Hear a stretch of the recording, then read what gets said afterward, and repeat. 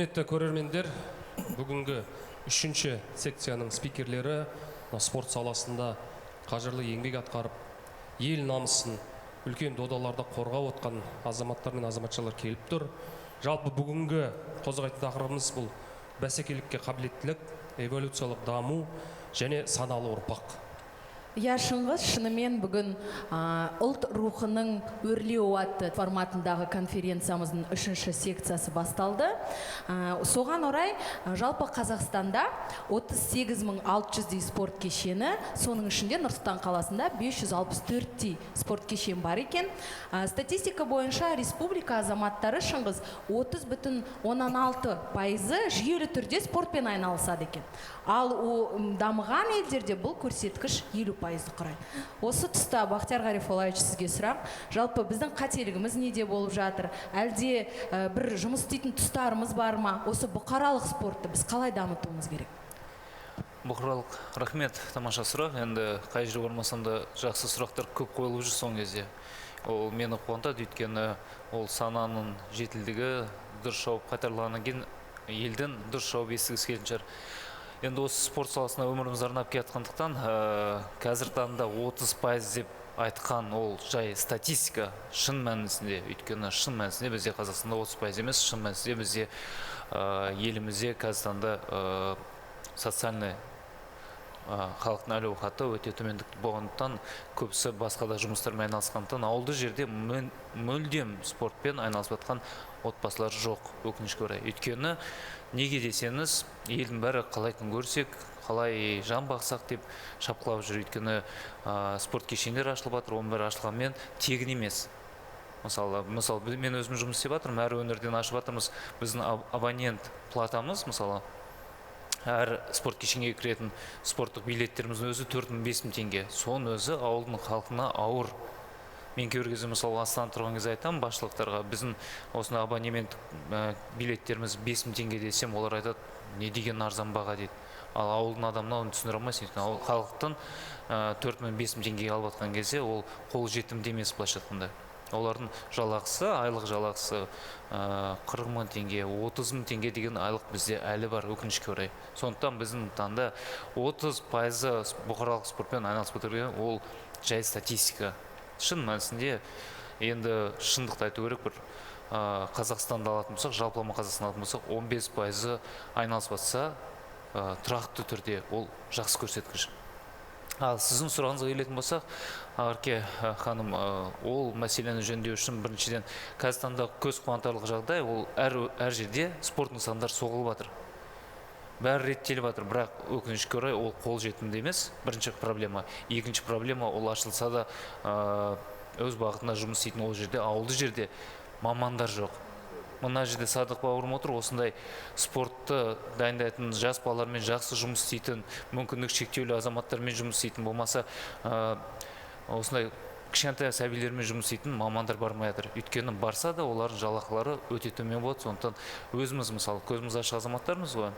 Мысалы, сіздерге ауылға 60.000 теңге бар жұмыс істейсің десе, не үй жоқ, не қоныс жоқ, не басқа да мүмкіндік жоқ, бармайсыз. Сондықтан да спорт өз деңгейінде дамып жатқан жоқ, өкінішке орай. Енді бұл жерде Ағарке мен айтатын мәселе, ұлт рухының жаңғыруы, бұл тек қана бір сананың жаңғыруы емес, бұл дененің де, бағанағы дені сау ұрпақта рухы да мықты болады, ойы да саналы болады дегендей секілді. Себебі біз бұл тұста сіздерді не үшін жинадық? Сіздерді мынау адамның рухын дене тұрқымен бірге қабаттастырып дамытуға үлес қосып отырсыздар.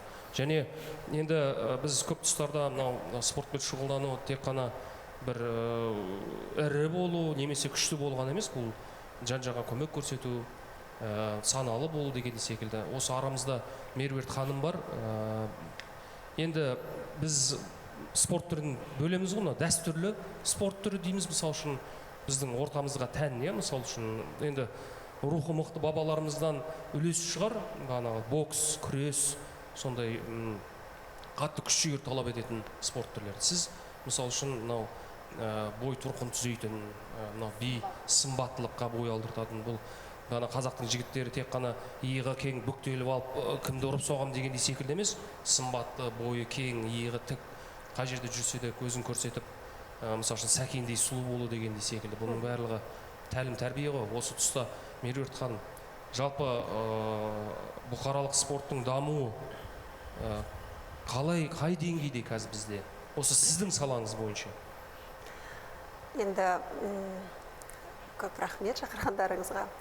Енді жаңағы айтып келе жатқандай біздің өзі біздің социалдық әлеуметтік өзіміздің осы Қазақстан Республикасы әрине тек қана осы Астана, Алматы, Қарағанды деген сияқты үлкен Шымкент қаласы деген сияқты сол қалаларда өте жақсы дамып, қарқынды дамып келе жатыр. Әрине өкінішке орай жаңағындай кішкентай қалалар деп айтып кеткендей, сондай жерлерде өте көп проблемалар бар. Бірақ дегенмен біздің енді біз өнерде жүрміз ғой. Өнерді тек қана ақша табамын деп емес, жаңағындай өзінің жан дүниесімен балаларға үйретем деген айтады ғой. Ұстаз деген ол туады. Ұстаз болу ол туыла бітет адамға. Ол әрине қазіргі таңда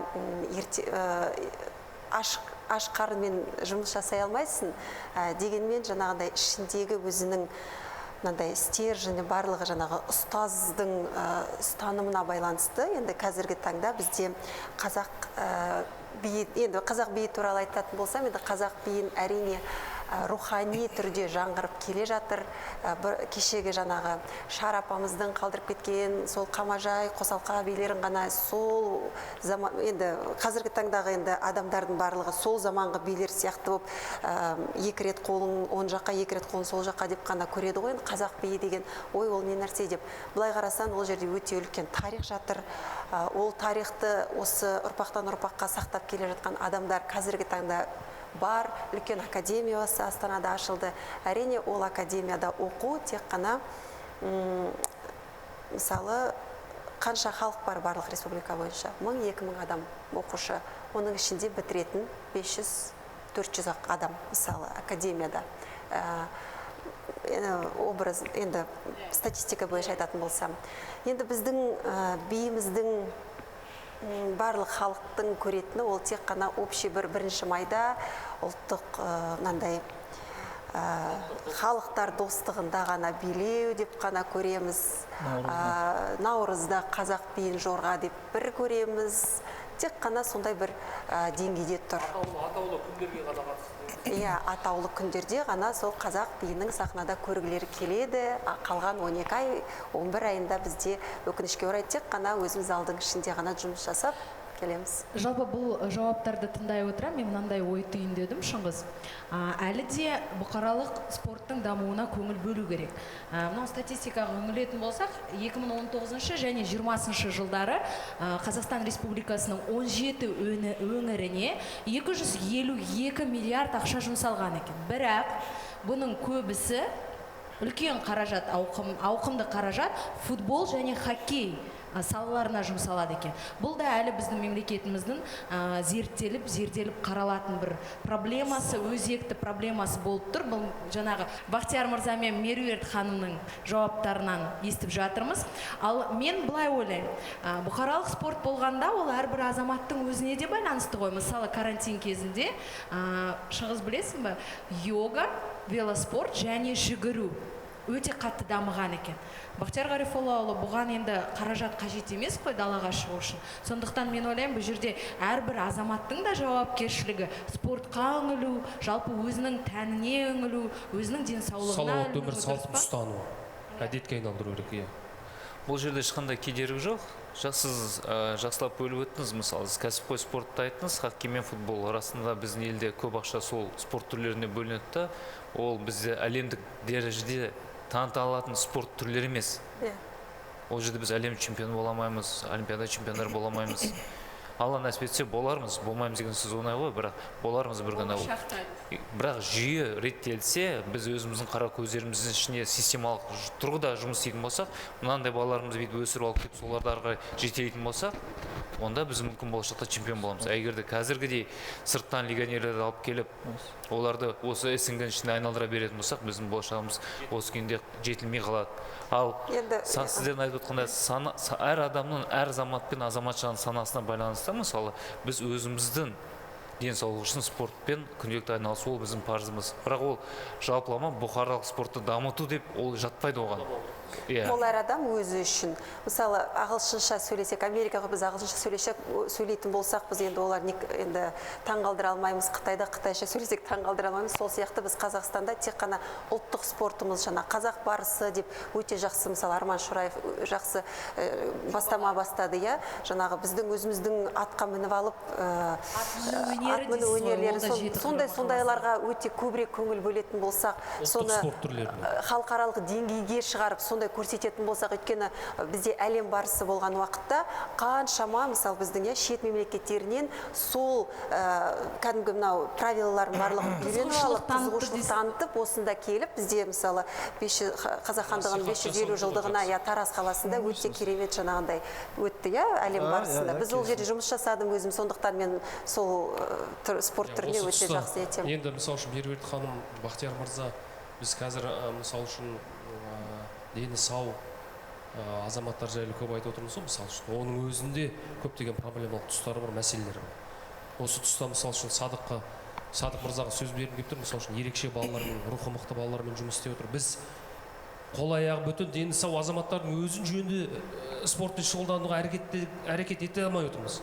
Шыңғыс, шыны керек, Садық біздің, яғни рухани жаңғыру бағдарламасының жомарт жүрек номинациясы бар. Сол номинацияда жыл үздік үйім номинациясын ұтып алып, жаңа ғана әкімнің қолынан өзінің марапатын алып келген азамат бір құттықтап қойсақ көп болмайды. Шыны керек, өйткені ашығын айтайық, Садық мырза, яғни мүмкіндігі шектеулі деп айтуға қазір болмайды, ерекше балалармен жұмыс жасайды, яғни ДЦП-мен ауыратын балаларды, және мен жаңа айттым ғой, Бақтияр Ғарифоллаұлына да айттым, Меруерт ханымға да айттым, қаражатсыз да спортты дамытуға болады ғой деп. Міне Садық мырза соны дөңгелетіп жүрген, істі дөңгелетіп жүрген азаматтардың бірі, өйткені бұл кісі қаражатсыз жұмыс жасайды.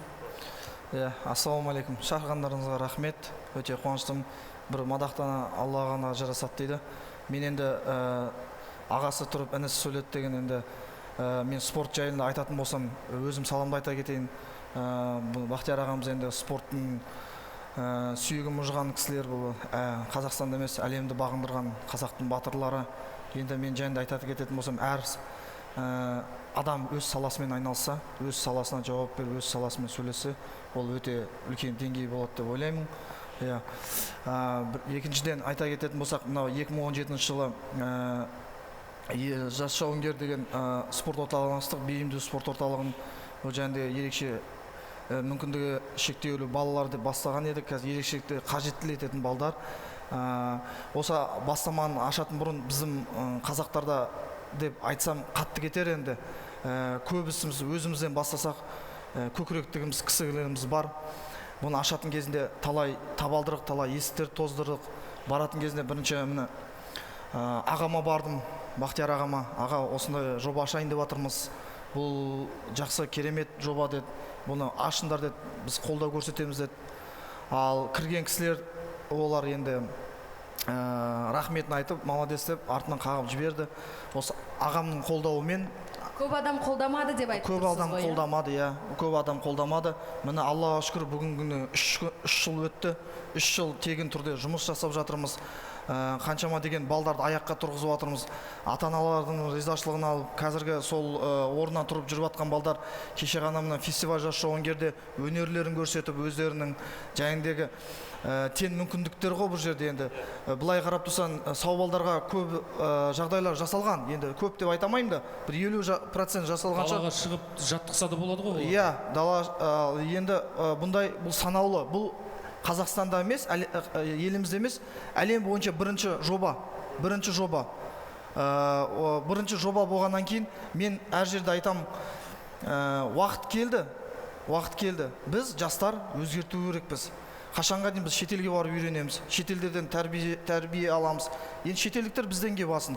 Осы жобаны және сізден рухани жаңғыру аясында жаңғыртайық, ары қарай апарайық, шетелдіктерге бізге үйренсін. Неге? Бізде дәріптемеске дейсіз. Өте керемет Садық мырза. Ақерке, менде Бақтияр мырза бар, Меруерт ханым, Садық, жалпы біз бәріміз заман құрдаспыз ғой, былайша айтқан кезде. Енді күні кеше ғана үлкен боксшы әлем деңгейдегі Майк Тайсон өзі де айтты ғой, мен балама, сен боксқа несіне барасың? Сенің қарның тоқ, көйлегің көк, ол жаққа аш балалар барады. Жақсы айтты. Бірдеңкеге дәлелдеуге барып кеткен балалар. Сенің қарның тоқ, ол жақта мен сияқты былайша айтқан кезінде жыртқыштар бокстасып сені дабдалаң шығарады дегендей секілді ғой. Енді бізде ауылда өскен азаматтарымыз, сіздер де сол ортада көрдіңіздер. Турнигіміз екі ағаштың ортасына темірді байлап қоямыз сыммен. Бағана тренажерный залымыз екі машинаның бағана ортасындағы дөңгелегі дискісі, соны жатып алып бір тақтайға сөйтіп приседаниямыз басқасын істейтін тұғымыз. Баяғы замандарда ұлы халифаларда да айтады ғой, аш адамнан көп ойлар, көп идеялар, көп талпыныс болады деп. Біз мүмкін бұл тұста да дұрыс бекен, мүмкін кейбір тұста да қаражат жөн жетілмеуі. Себебі ол талпыныс қой, бірдеңке ұмтылады. Бағана қарны тоқ, көйлегі көк, абай айтпақшы, жұмысы жоқтық, қарны тоқтық аздырар адам баласын деп. Оның бүкіл жағдайын жасап беріп, ертең сол деңгейде бола ма екен? Сондай деңгейге жете ме екен сол азаматтар? Жалпы қалай ойлайсыз, Бақтияр мырза? Заманға лайықты болу керек деп ойлаймын мен. Енді өйткені ондай кездер болды. Мысалы, әлемді алатын болсақ, мысалы, бүкіл әлемде қазір таңда бәрінің әл ауқаты жақсы. Біз әлі де аш болып келе жатырмыз. Өкінішке орай. Біз әлі де ашпыз. Мысалы, барлық жер қамтылмаған, барлық жерде енді кеше күніге айтады, мысалы, жолда кетіп барсаң әжетханамыз жоқ дейді. Сондықтан осындай нәрсе болып тұрғанда біз әлі де ашпыз. Сондықтан біз әлі тоқпыз дегенге әлі ерте. Дегенмен де, мысалы, қандай жағдай болмасын, әлемге сай біз балаларға мүмкіндік беру керекпіз. Өйткені бізде балалар болған, болады да, бола береді де. Өйткені біздің қанымыз текті. Текті емес болса, мысалы, осына кішкентай ғана халықтың саны бар халықтан осыншама чемпиондар бекерге шыға бермейді. Сондықтан ол мәселе тоқтықта емес, мәселе ол біздің тектікте. Сондықтан болғаны бола береді. Ал жағдай жасау ол біздің парызымыз қолда бар кезде. Мен осылай түсінемін. Пайдаланып деп отырсыз. Осы жерде Садық мырзаға айтайын деп отқаным, осы күні кеше ғана мына әлеуметтік желілерде Жандос мырза дзюдодан ұлттық федерацияның жаттықтырушысы өзі Қазығұрттағы ауылын көрсетіп, кішкентай шағын ауылда сол жердің белді аға буын өкілі азамат сол жолдың бойына кәдімгі қарапайым темір дүниелерден бағана қажетті жабдықтарын жасап берді. Көп шығында талап етпейді. Жалпы бұл не кедергі болып тұр? Мемлекетке міндетті түрде мемлекетке қарау қажеттілігі бар ма, жоқ па? Сондай белді азаматтар, беделді азаматтар, аға буын өкілдері бар ғой ауылда. Соларға не кедергі болып тұрса ауылда сондай қарапайым дүниелерді жасап беруге? Өте орынды сұрақ, жақсы сұрақ екен мынау негізі. Енді айтатын болсам, ол азаматтарға мемлекет соғып берсін. Ертең олар олимпиада чемпионы, әлем чемпионы болып жатқанда, олар басқа мемлекеттің атынан шығып жатқан жоқ қой. Өзінің мемлекетінің атынан шығып жатыр. Қазақ елін әлемге танытып жатыр ғой. Неге істеп бермес ол жағдайды? Бұл жағдайдың берсең, айтады ғой, балық берме, қармақ бер дейді. Істеп және де кешенделген соғып берсін. Соғып бергеннен кейін, ол балдар ертең олимпиадаға барады. Сол жемісін анау далаға лақтырасын, қайтып келеді ғой. Вот сол елге қайтып келеді. Атақ абыроймен, батырлармен келеді. Қазақ елін әлемге танытады. Неге соғып бермес? Соғып берсін, қолдасын.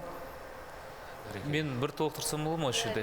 Мысалы, қарасаңыздар, мысалы, енді спорт саласына өмір бойы жұмыс істеп келе жатырмын ғой. Әлі де тұрақты менеджер, жан-жақты менеджер деп бәрі қалып жатыр. Қасында қаражат өте көп бөлінеді спортқа.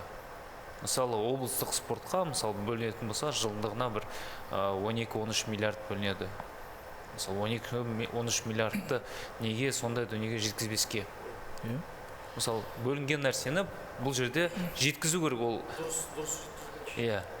Бұл да өңірлерде отырған жаңағы менеджер, администраторлардың бір дұрыс өз жұмысына қарауы ма деп ойлаймын да бір жағынан. Жалпы статистикаға тағы үңілетін болсақ, қазіргі таңда біздің елімізде әрбір 10-шы адам семіздікке шалдыққан екен.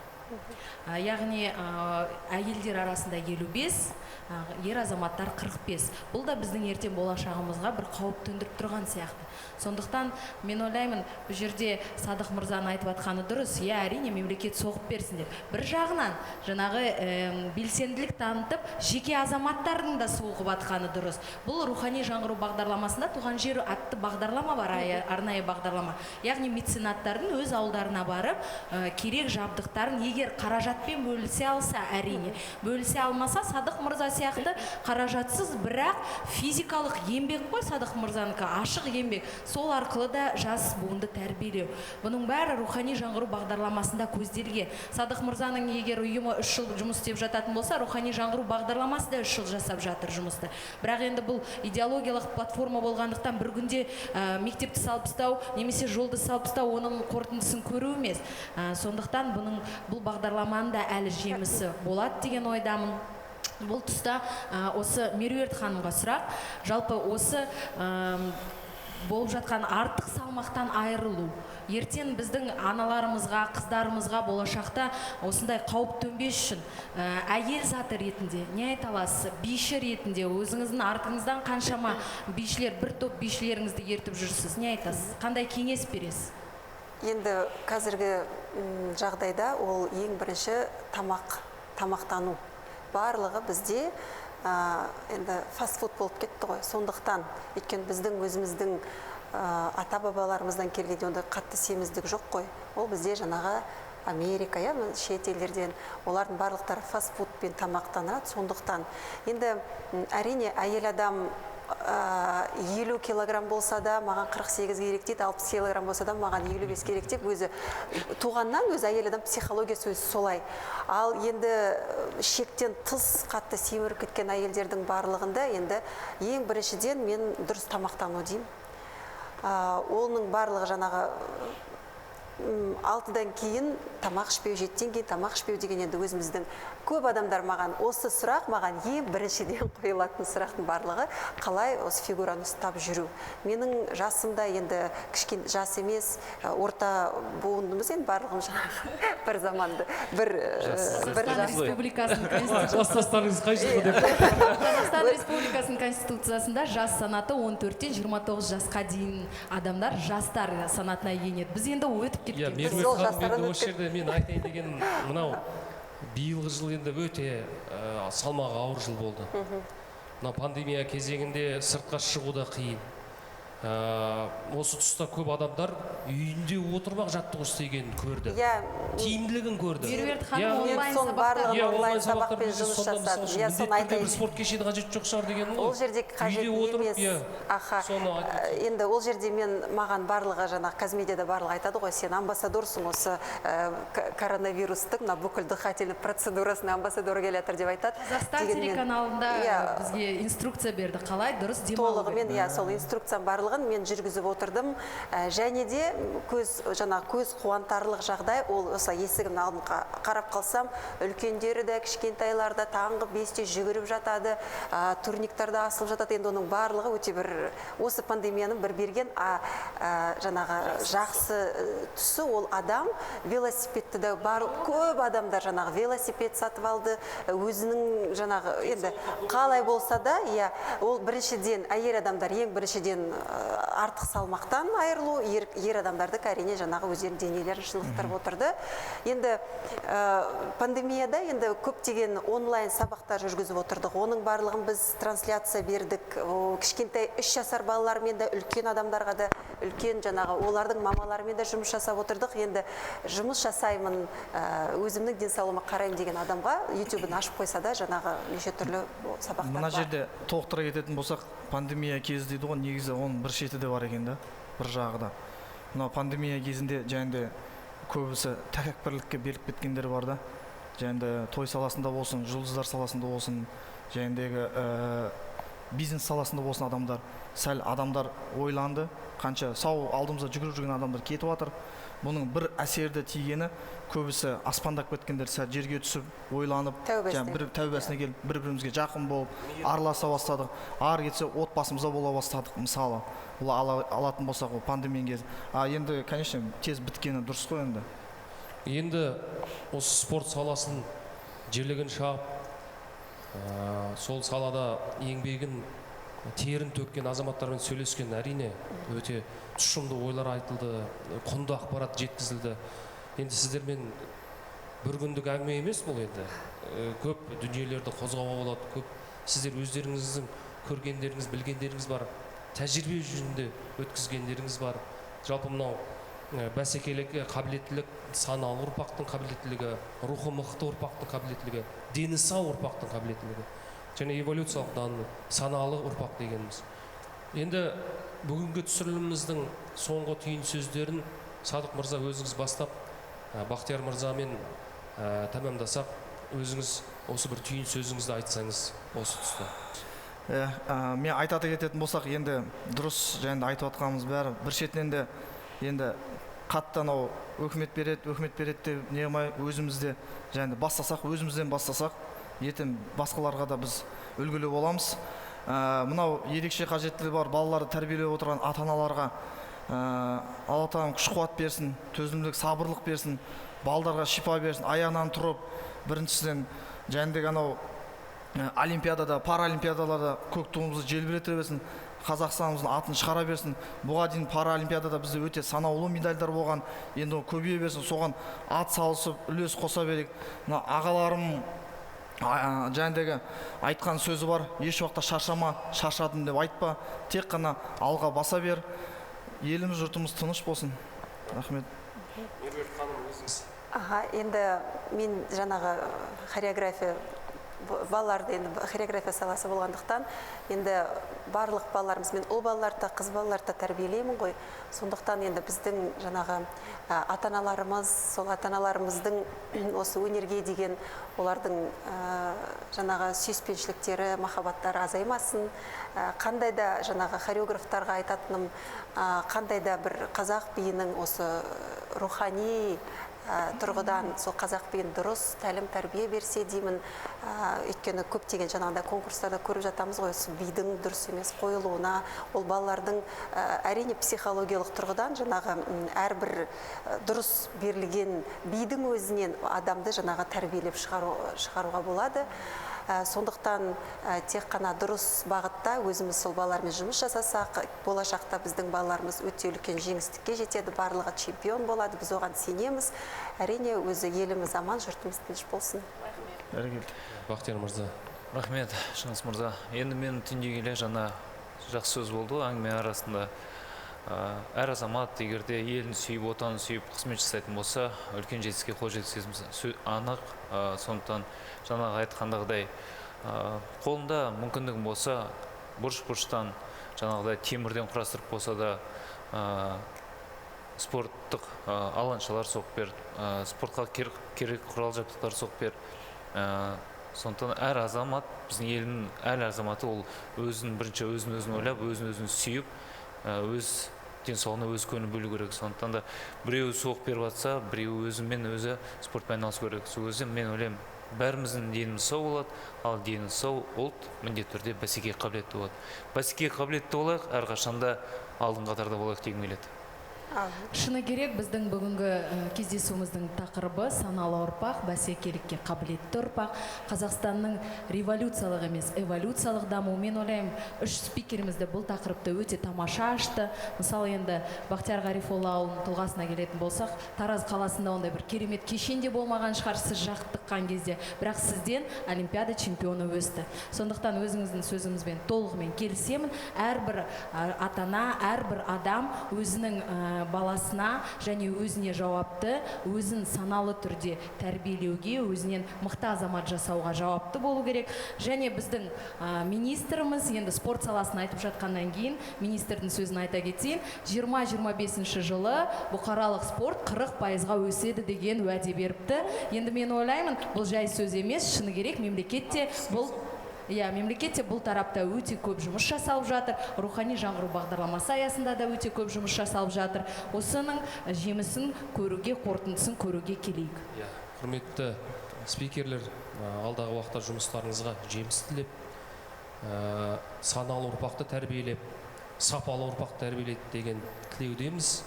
балаларыңыз чемпион болсын, әрбір атқарған жұмыстарыңыз ел игілігі үшін жарамды болсын. Сәттілік, жақсы күндерде жолыққанша. Рахмет сіздерге үлкен.